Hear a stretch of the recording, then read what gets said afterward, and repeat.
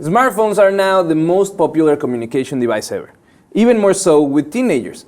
Texting is their main way of communication, and they spend so much time doing it that they are getting neck injuries that only seniors were showing in the past. What's called text neck. It's a strain in the neck that leads to degenerative disease in the neck and could lead also to nerve blockage, a state that is most often seen in middle-aged people who have spent several decades of their life in poor posture, Nick.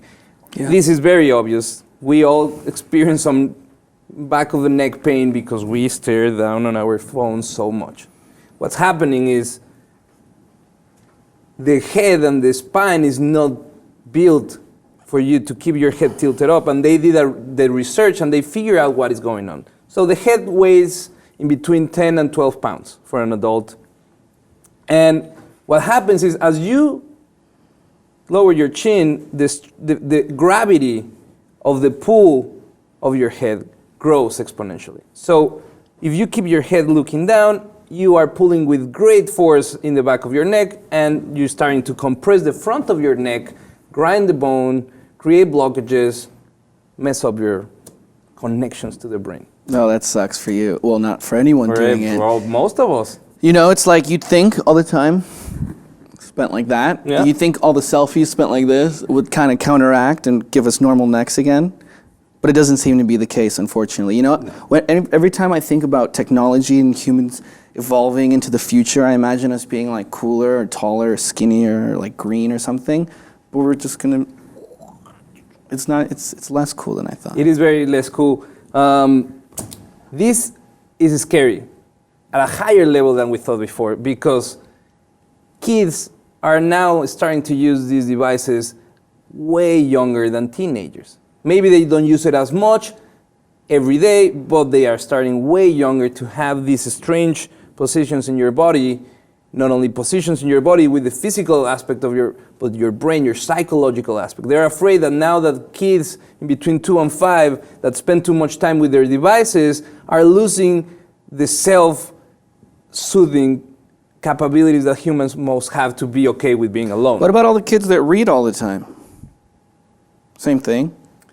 Here's the thing, when you're reading, you're doing a passive absorption of the information. This is an active thing that you interact with it. Yeah. So it's for them, it's very natural to the information to move as fast. But it's very prevalent, the use in kids, and it's obviously changing the way they develop their brain. What's the saddest part of all this? Well, not the saddest, because this is serious. We're joking around, but this is a serious thing, right? What's sad is that 75% of children under the age of 8 have cell phones. It's insane. I can't wrap my head around that. That blows my mind.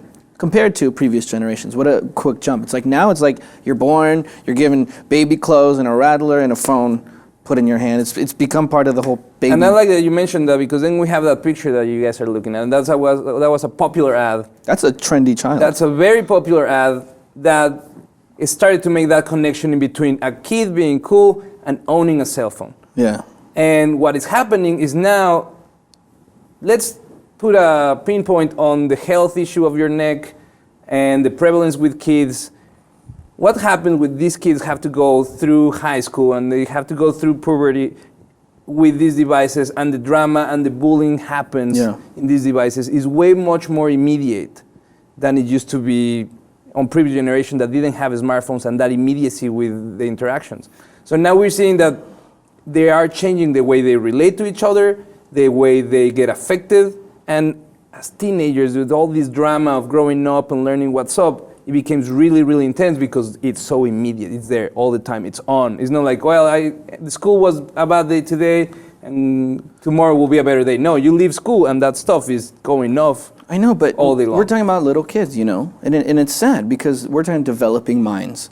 And instead of developing their minds and opening themselves out to the world, learning all these great things, they got their face on the iPad, squishing bugs or whatever, throwing birds into things. Whatever the game is that they're playing, that's not what a developing mind should be indulging in. It should be other things, right? Food for thought, the creator of the iPad, Steve Jobs, wouldn't allow his kids to use the iPad. I don't believe you know. I just don't. So we want to know, what do you think? Do you think that our use of technology is not only affecting us physically, but mentally and emotionally too. Is it okay for kids to grow up with these devices as part of their daily life? And let us know what you think. And if you haven't, please subscribe to the Lib TV.